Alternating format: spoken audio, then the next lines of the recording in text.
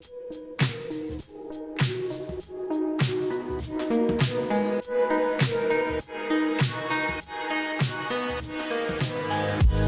welcome to the latest episode of Data Unchained. I'm your host, Molly Presley. For those of you who are new to this show, let me tell you just a little bit about what we talk about. So thinking back over the last 20, 30 years, I think we would all agree we're seeing kind of a hockey stick approach of the growth of not just data, but how data is being used and the importance of it. And along with that, it's become really decentralized. We're creating data on sensors, on rocket ships, and cars, data centers, clouds. And so this distributed data, which has an enormous amount of value, has become critical to big initiatives in most enterprises, such as AI. Hammerspace digs into both the challenges with accessing that decentralized data, as well as some of the solutions and the benefits if you can get your arms around this as an organization. Today's episode, we're welcoming somebody new and somebody you've seen before. First, let's introduce Jamin. Jamin, welcome to Data Unchained. Thanks for having me. We have some pretty cool announcements today, which some of our listeners may have already seen in the news. But before we jump into that, maybe you can tell us a little bit about yourself, and then you're from Altimeter Capital, a little bit about Altimeter. Yeah, so my name's Jamin. I've been in the investing world for about a decade, the last 4.5 years at Altimeter, and 5 years prior to that at a firm called Redpoint Ventures. And I'd say my time has been pretty similar over, from Redpoint to Altimeter, which is finding companies at early inflection points in large super cycles. At Altimeter, we're very concentrated investors. We take very long-term bets. And one of those bets and one of those theses that we've had going back, again, 10 years is data and the importance of data infrastructure. In the early days of Altimeter, the super cycle that we were investing behind was the movement of all data to the cloud. And that led to early investments in companies like Snowflake and Mongo and Confluent. Today, a lot of our focus, time, and attention is around all things AI. And we all know that AI, you don't have an AI strategy without a data strategy. That data strategy has gotten more and more and more complex. As you mentioned, Molly, data has become more and more distributed. And so we're looking for companies today that are solving those really important data problems that unlock a lot of value in the world of AI. That led us to David and you and Hammerspace. We're very excited to be new partners, hopefully for many decades to come. Awesome. And that's probably laying the cat a little bit out of the bag about, that we have some news today. But before we do that, David, even though you've been on the show before, some of the listeners may not have heard those episodes. Would you give us a quick intro and talk a bit about Hammerspace? So I am David Flynn, the founder and CEO of Hammerspace. And at Hammerspace, we accelerate access to data at every stage. So very high performance parallel, keeping your GPUs busy, but also the work that it takes to get data from existing systems and across data centers and served in a way that scientists can have uninterrupted continuous access from anywhere. So that's Hammerspace. As our founder, you've also had experience in founding other companies as well, Fusion.io, and maybe just talk a little bit deeper into some of your background. Yeah, so some people may know me from my previous company, Fusion.io, where we introduced the concept of putting flash directly on PCI Express so as to get much higher performance by disintermediating the storage buses, controllers, and protocols. This ultimately led to the creation of a new standard for talking to flash directly on PCI Express, what we know as NVMe. And so I have the distinct privilege of saying that I helped create, was the motive force behind creating what is now a $500 billion per year industry, NVMe solid state devices that dominate the data center. My background is actually in software, so even though that seems a very hardware company, what you don't know is that what made that possible is using software on the host to emulate the hard drive so that the device itself could do what's native to flash, sequential writes and random reads, act more like a tape when it comes to writing. Anyway, so it was actually a very big software play to build Fusion.io, but my heart has always been with large-scale software and file systems and parallel file systems and all things HPC. Today, Hammerspace announced some new strategic investment that you've taken in on the company. Would you talk just a little bit about, as you assess bringing money into Hammerspace, how do you make decisions on the types of investors? What is your fundraising strategy? Well, we have been rather particular because of the success that I had at Fusion.io. It afforded us the opportunity to be a little bit picky about that. So, for example, we did not use early and mid-stage VCs. I self-funded and through the help of angels who've worked with me at previous companies. So while we have had some strategic investors like Saudi Aramco, the Prosperity 7 Group, and prior investments, this round is the first time we've actually taken on a dedicated financial partner. And we were quite particular there to ones who are focused on long-term value creation and distinctly not focused on the spray and pray, but actually understanding the value potential of a company and putting all of their wood behind the arrow to see that be successful. And so that's why we clicked with Altimeter and Jamin, who work by that thesis and are super excited to have them as partners in this journey. And I'd definitely say the idea of strategic investors fits very well with this. Jamin's been already quite active, both with the Hammerspace leadership team, working with customers who are, putting the pieces together on who we should be talking to and some of the really big initiatives that are going on. So it's great for sure to have an investment partner. Jamin, tell us a little bit, how did you come across Hammerspace? And I know you did some validation talking to our own customers as you made some decisions on your investment round. What was your process? Yeah. It's someone. But before even the process, I'll share a little bit about what we look for and a little bit more about our business. All right. As David mentioned, the venture capital industry has evolved quite a bit over the last 10, 20 years, from more of an artisanal craft to an institutionalized asset class. And the institutionalized asset class looks a lot more like, let's raise huge sums of money, let's invest in everything under the sun, let's kind of compress returns down, but make them more steady. We've taken the approach to say we still want to deliver outsized returns for our investors, universities, endowments, pension funds, ourselves. We believe the best way to do that is to take and make a smaller number of bets that are concentrated behind our highest conviction ideas and founders. So what we look for are individual companies that we think all have the potential to return the fund and then some, because that's ultimately how we will deliver differentiated returns to our set of investors. At the same time, we as people like spending time with our partners and with our investments, right? And so we like to make an investment and then really roll up our sleeves, get to work for that team, for that founder, which is only really possible if you aren't managing a set of 25, 30 boards. Right, in my 4.5 years at Altimeter, I think Hammerspace is now the 6th board I'll join. And so that's about the cadence that we like, because it affords us the time to really go deep with our companies, and we can concentrate our capital behind our best ideas for the long haul. So that's a little bit of context on us. With that being said, so what do we look for and what do I look for? We're looking for super cycles, companies at the forefront, the early part of the S-curve that we think are going to be a whole lot more relevant in the future than they are today. I myself spend a lot of time in cloud infrastructure, DevOps, dev tools, data infrastructure, kind of picks and shovels behind large super cycles. When it comes to AI, and I shared a little bit about this in our intro, what we found is two things. One, data has never been more important. And, everyone from Satya to Ali Ghodsi to, Frank Slootman, everyone will say the same thing. You don't have an AI strategy without a data strategy. But if you double click on that, what's happened over the last 5 to 10 years is that data has just become way more dispersed, way more spread out. Everyone loves the idea of kind of a centralized data platform, but it just doesn't work that way. You have on-prem storage, you have cloud storage, you have AWS storage and Oracle storage, you have hybrid and setups. Just getting it all together and corralling it was really hard.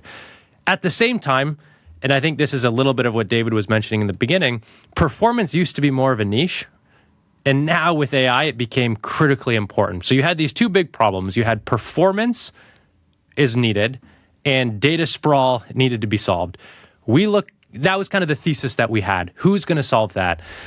ultimately, we kind of came to Hammerspace. We found Hammerspace through that research. And it became clear to us that those two big pain points that we saw in the market in terms of adopting enterprise AI, every individual enterprise capitalizing on the data that they have in the context of AI, Hammerspace solved those two big pain points. And so we dug in more with David. We talked to some of your largest customers. I'm not sure which ones I can say publicly or not, but some you can talk very about large... the one David was just texting with if you want to. Yeah, I mean, we talked to Meta, and they're a large customer, and they shared the same thing, which was we have all this data in so many different places. Getting data to the compute efficiently in a performant way was a hard problem. Absent something like Hammerspace, it just would have taken us a lot more time. You would have had to pick and choose. You would have had to copy data.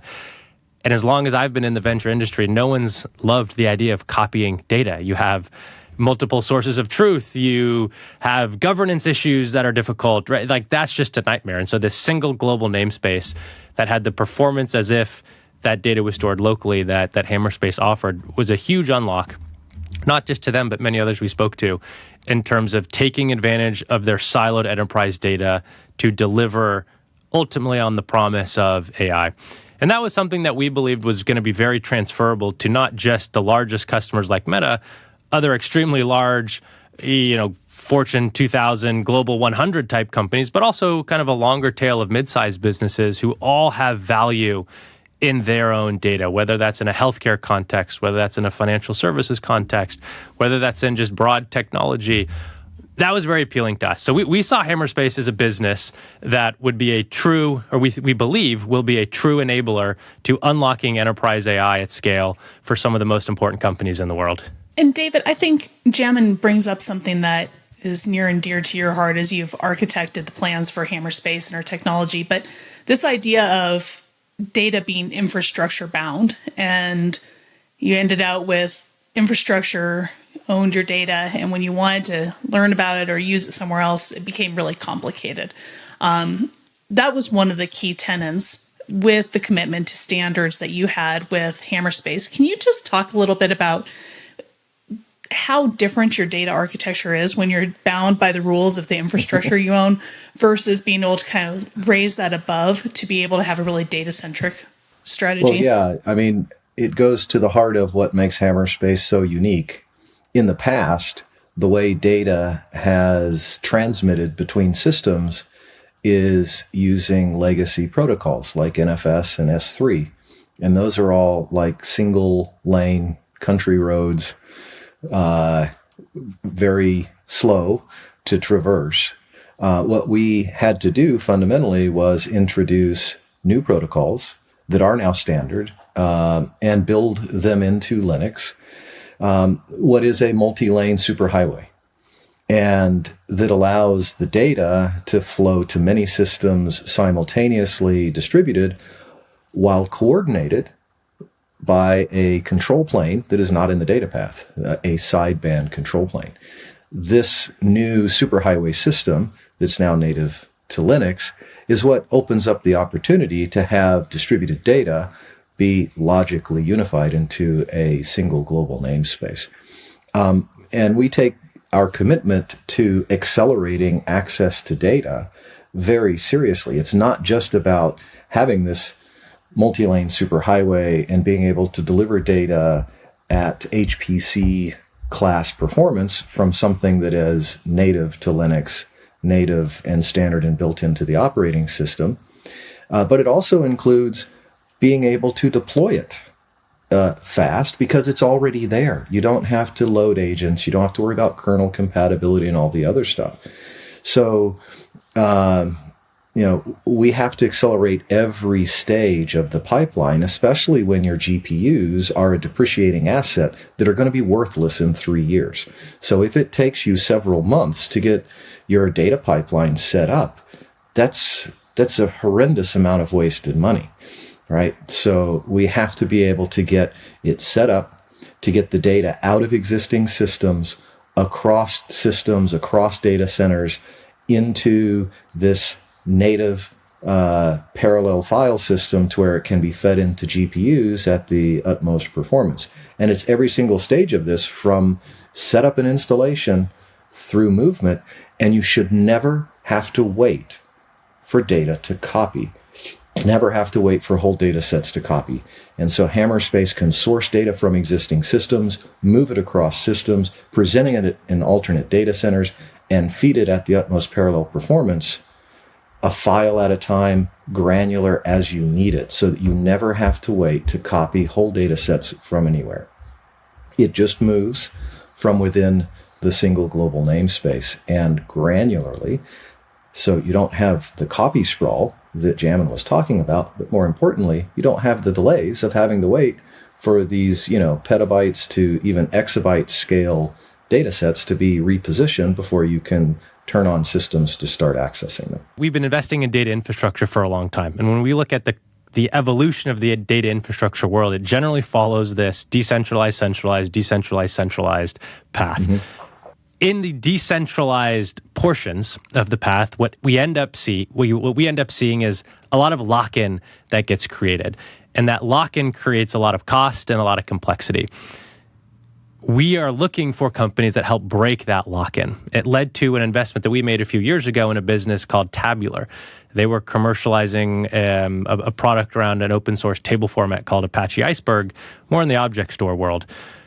What we loved about Hammerspace was that, again, one of the challenges of unlocking enterprise AI was breaking down the data gravity that exists in a lot of these data platforms today, whether that's with proprietary file systems or just other kind of full stack approaches that lock you in to a certain data platform.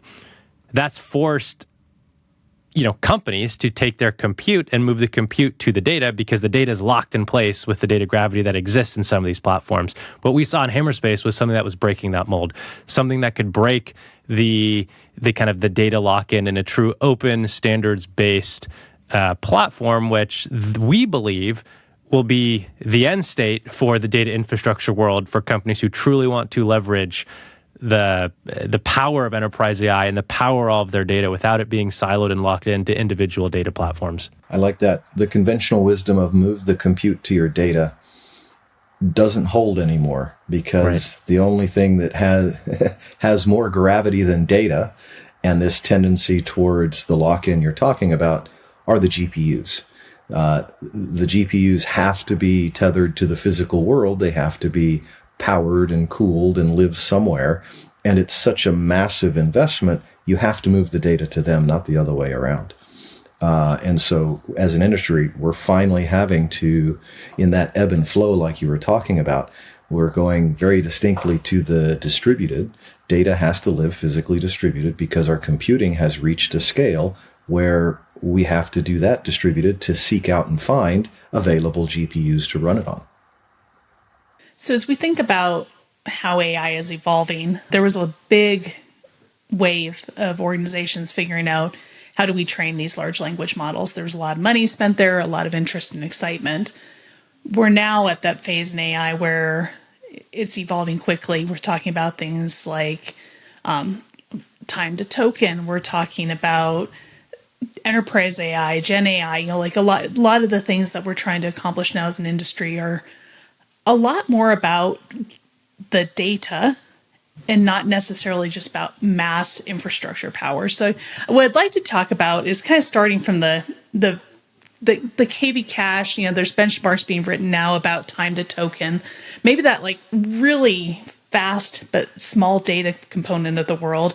I was talking with one of our benchmark people today, and I think he used the word that they in that world avoid storage like the plague. Like they don't want to be anywhere near it. They want things done in the lowest latency, fastest way possible. So maybe David, can you talk about when you think about performance and you're doing it at the very lowest latency in the server area, how do we tackle that in Hammerspace? Well, this is one of the things that makes Hammerspace very unique and is made possible by the fact that this is a protocol that's the only superhighway system that's actually native and built into Linux.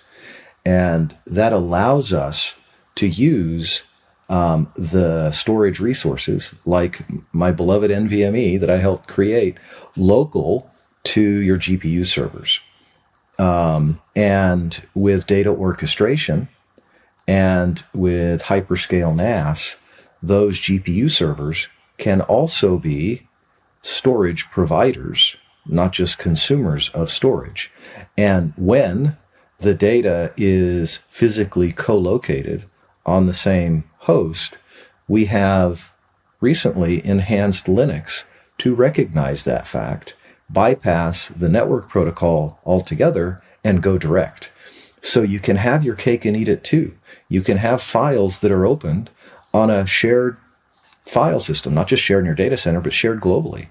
And yet, when you go to access it, the data is on the same physical host and is accessed directly over NVMe at the crazy levels of performance that offers.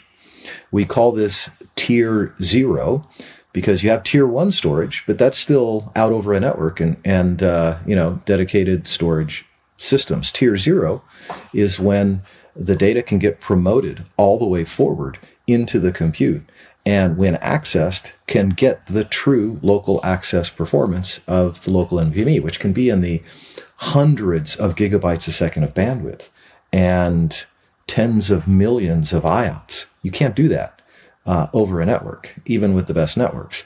This very much goes along with Jensen and NVIDIA's model of you got to scale up before you scale out, right? And this allows the data to scale up actually in the node and yet still be part of the shared file system. And Jamin, as you talk to not just the users, but kind of track the trends in AI, where are you seeing things going? We know large language models and what they need, but what do you see as next in AI as the big key things that organizations are going to want to solve, and specifically where they need their data? Yeah.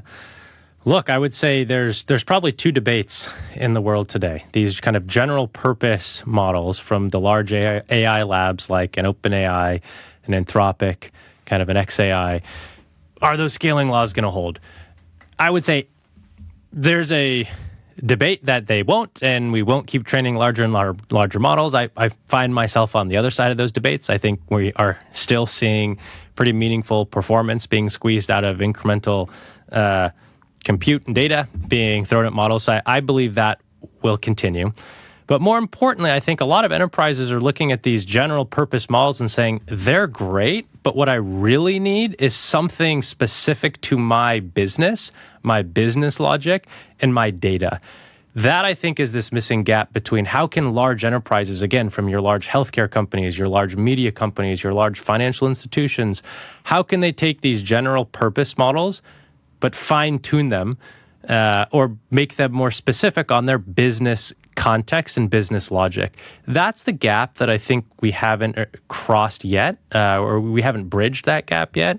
That is what I get really excited about, and that is what I still think we need more infrastructure to support. And again, kind of a self-serving statement, but that's part of the reason, or one of the reasons we were so excited about partnering with you, Molly, and David, and Hammerspace, is we believe you are a key piece to unlocking that puzzle. Companies that want to take advantage of their data to train models, to fine-tune models based on their specific business context will need a data infrastructure layer to enable that. That is what I get excited about. And that, I think, will be kind of a key trend over the next 5 to 10 years as we move from kind of general purpose AI to enterprise-specific AI. And that's kind of what I call enterprise AI. And David, I think this is a great time to talk about the idea of data assimilation and the time to using the data you have. You think about enterprises have been largely building data sets now for 10, 20, 50 years, however long they are, and they want to put those to work in AI. And maybe you can talk, how do we help them to do that as quickly and efficiently as possible? Yeah, we talked a little bit about the fact that this is native to the operating system and built in. So it's plug and play. It's NFS based. So everybody knows how to use it. So time to getting it up and running is the first place where we accelerate things versus installing some sort of an exotic, file system or such. The next phase is being able to point to existing storage data and incorporating that into the global namespace. We talk about that as data assimilation. So instant, in place, you point Hammerspace to those file systems and we can immediately start serving them from across the world. And because It can be orchestrated on a per file basis. There's no need to wait. Data can be getting moved to the other site. Even the metadata. You don't even have to wait for the metadata to be scanned. It does that in the background too. So data assimilation allows you to instantly incorporate entire data sets and present those in this universal namespace across across the world.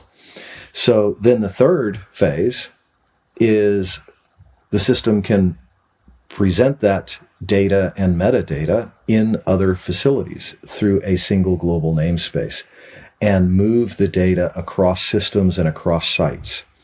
So the installation, the incorporation of existing data, the presentation of that data in alternate data centers, the movement of the data transparently while it's ongoing being used, then the fact that it's presented as a parallel file system, this multi-lane highway, mass parallel, unlike traditional NAS, that's a one-lane road. And then the fact that you can promote the data all the way into the very servers using it to where you can get the extreme performance of local NVMe and truly scale up before you have to go out to get data from peers or from the storage over the network.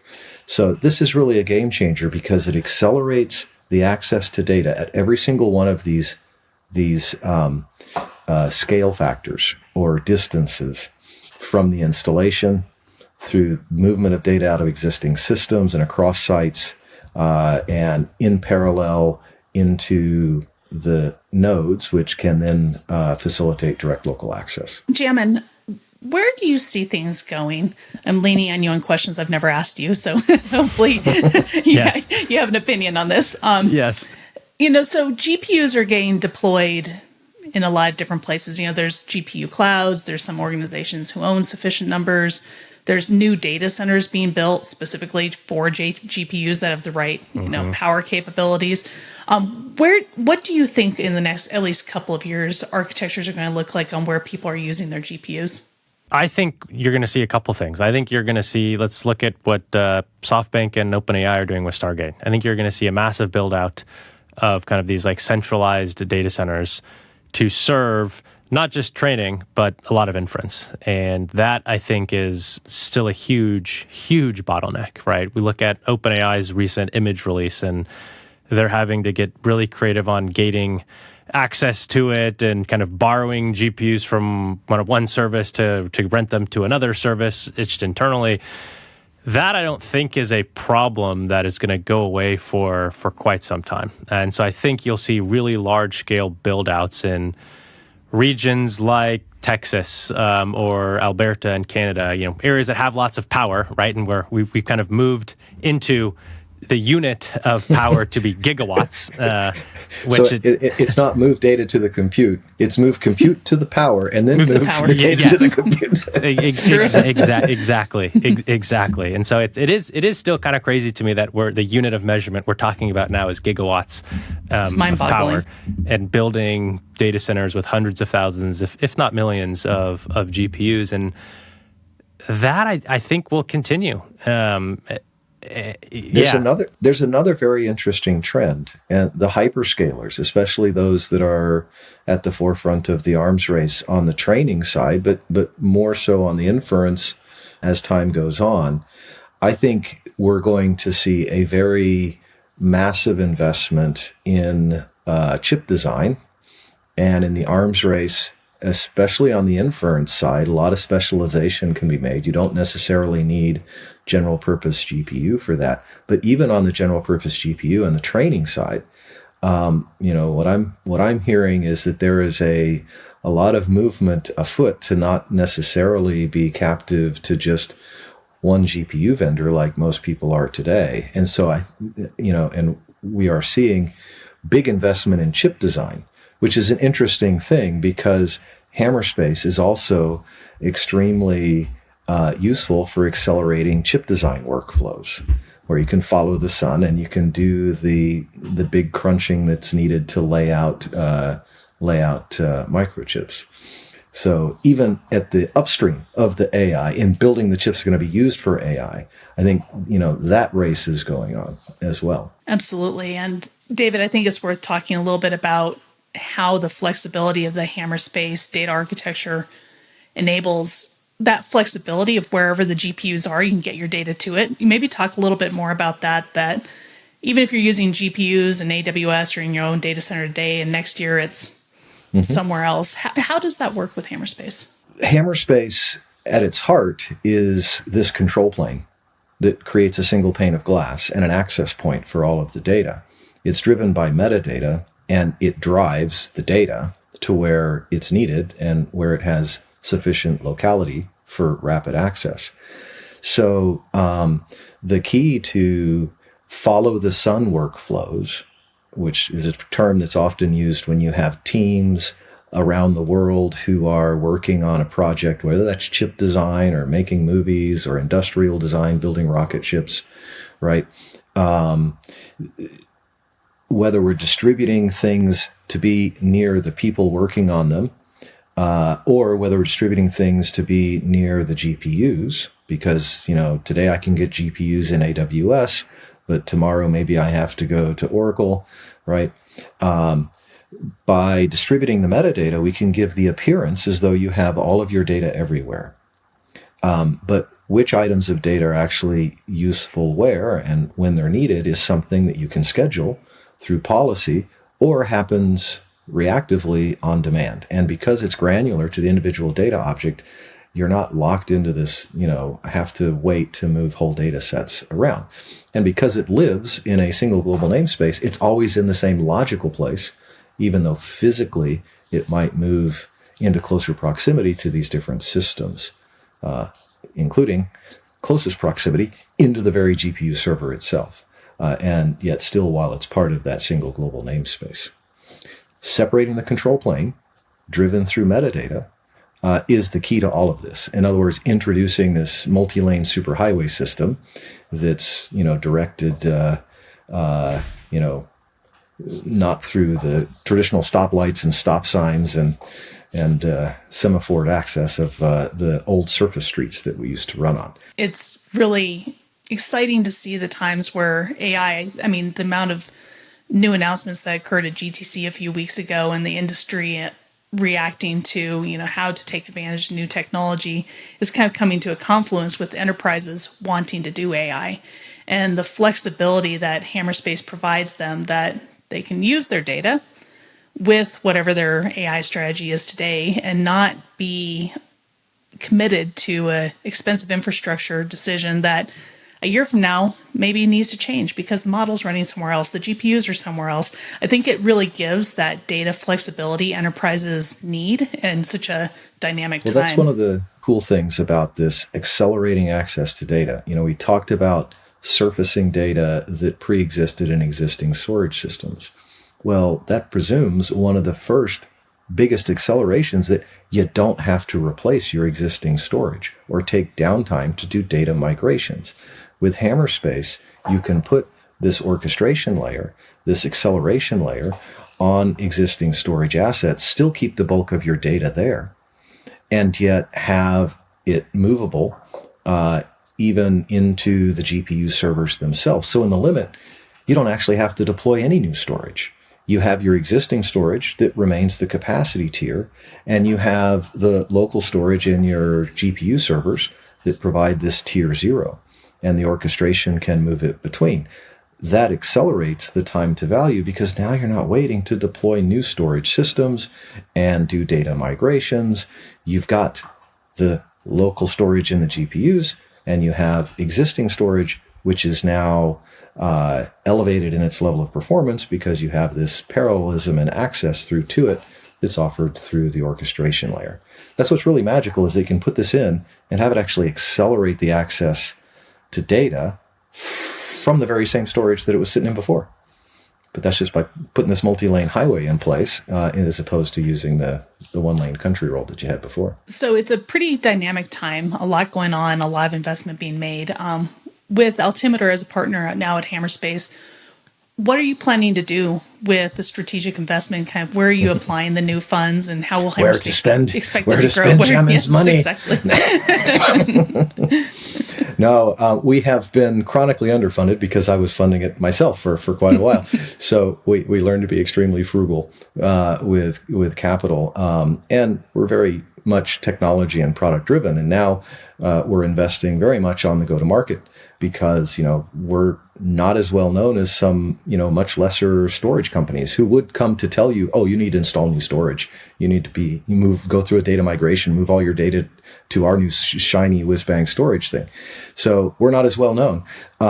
We are getting the word out there like this. I think we've done punching way above our weight to date, but we have been funded on a tiny fraction of others who would use this occasion to try to push selling shiny new storage systems, as opposed to solving the real problem.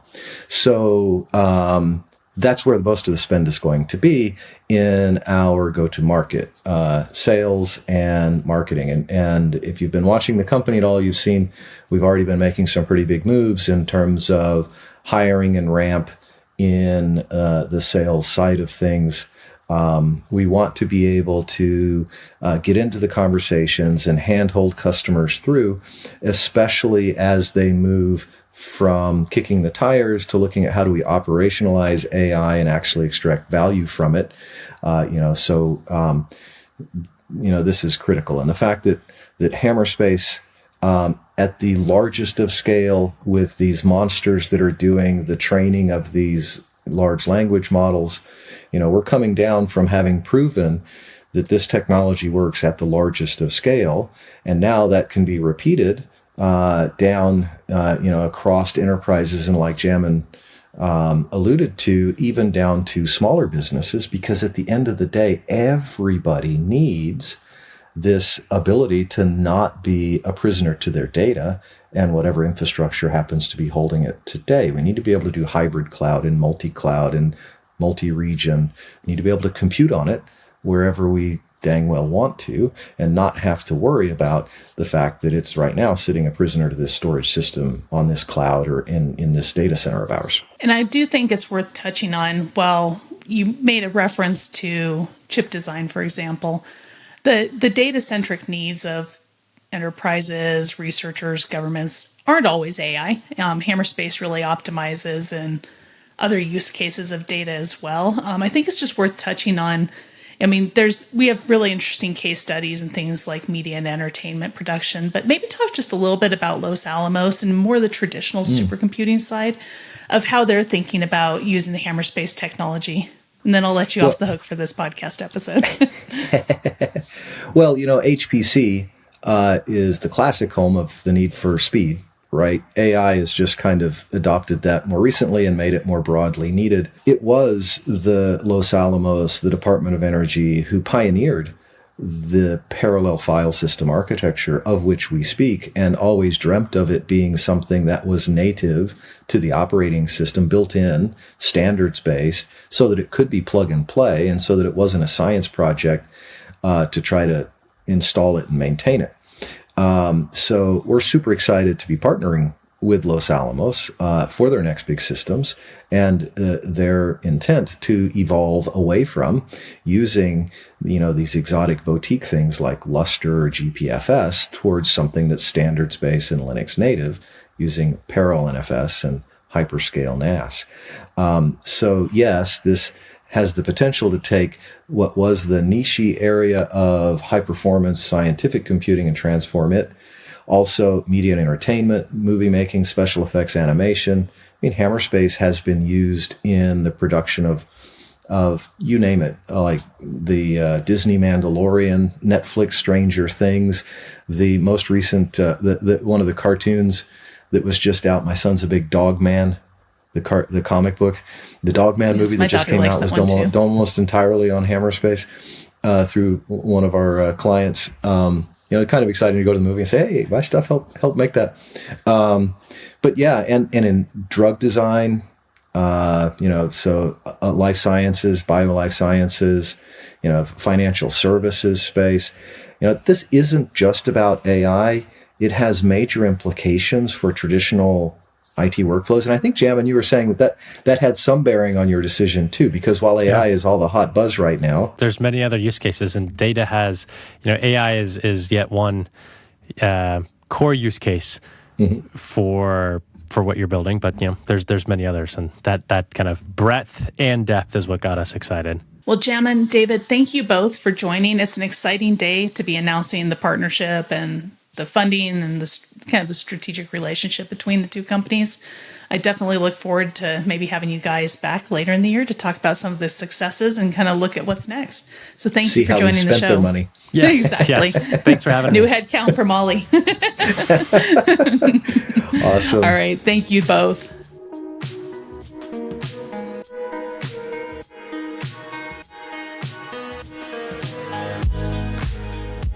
Thanks for listening to Data Unchained, powered by Hammerspace. To learn more, visit hammerspace.com. If you have a guest you would like to hear on the show, email me at molly@hammerspace.com.